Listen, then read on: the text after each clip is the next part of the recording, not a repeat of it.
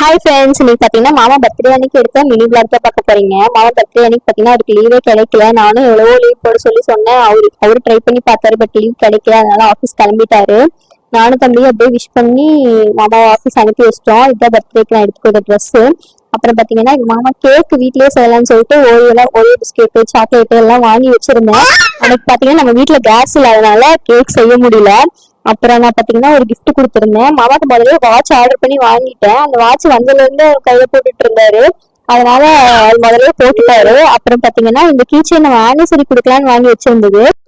ஆனிவர்சரிக்கு இதை கொடுக்கல இல்லையா, அதனால இப்ப கொடுத்துட்டேன். அதுல பாத்தீங்கன்னா world best husband I love you அப்படின்னு எழுதியிருக்கோம். அப்புறம் பாத்தீங்கன்னா இன்னைக்குதான் எதுவுமே செலிப்ரேட் பண்ணல இல்லையா, அதனால டின்னராவது வெளியே போய் சாப்பிடலாம்னு கிளம்பிட்டோம். டின்னர் சாப்பிட்டுட்டு அப்படியே வீட்டுக்கும் வந்துட்டோம். இன்னைக்கு இப்படிதான் பர்த்டே போச்சு. ரொம்ப சிம்பிளா தான் போயிருந்துச்சு. ரொம்ப கஷ்டமா இருந்துச்சு. சரி, நெக்ஸ்ட் இயர் கண்டிப்பா நல்லா செலிப்ரேட் பண்ணிக்கலாம். தேங்க்ஸ் ஃபார் வாட்சிங்.